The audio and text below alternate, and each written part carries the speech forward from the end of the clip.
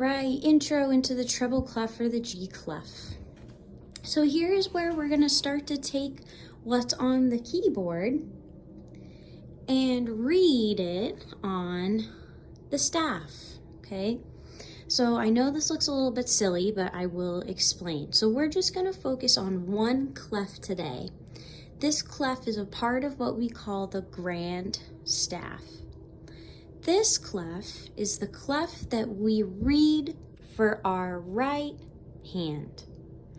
Our right hand facing the wall, right? So treble clef, the word treble means high.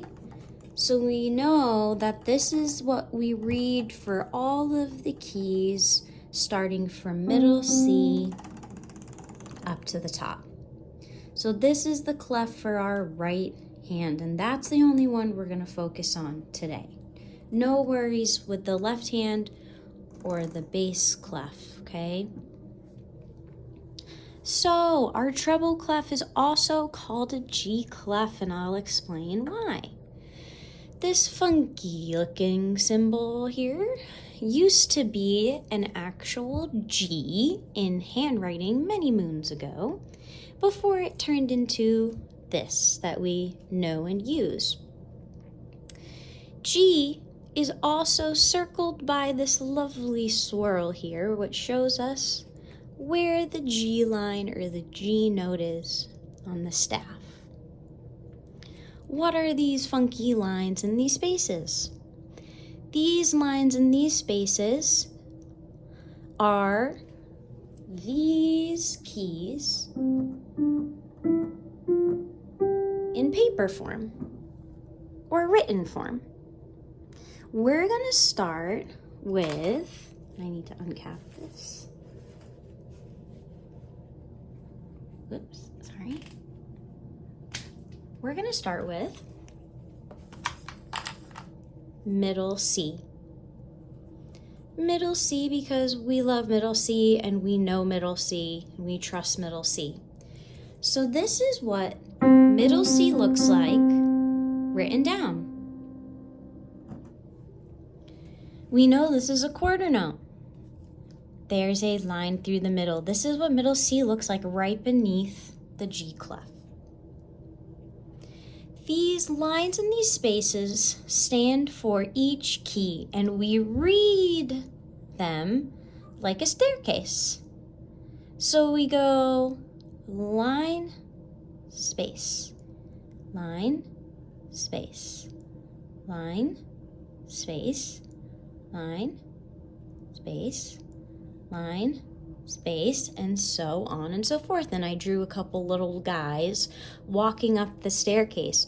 So each line and each space stands for one of these white keys.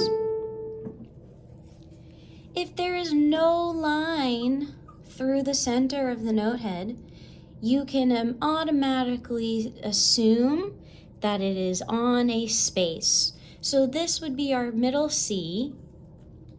This is going to be on the next space or the next stair step up, which would make it D. Then we're gonna go up to our next space, which is our next step up from there, which will make it E.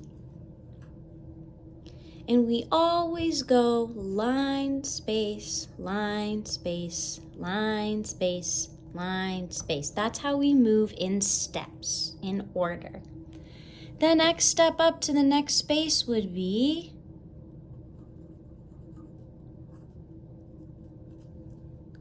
F. The next step up to the following line would be G, which is circled for us by that lovely swirl on the G clef. The next step up on the space above would be, and here's where it gets tricky because we might want to say what comes after G, which would be H, but we know there are no H's in the musical alphabet. So we are going to start over. So that would make this one, whoops, that looks bad. That would make this one A. The next step up on the following line would be B. The next space up from there, C. Can you guess what the next 3 notes are coming or starting from C? C, blank, blank, blank. Try it out. That's where we'll stop for today. Feel free to go back, go and pause. We will go over all of this again when I see you very slowly and answer any questions that you might have about this, okay? Nice job. Happy practicing, and I'll see you soon.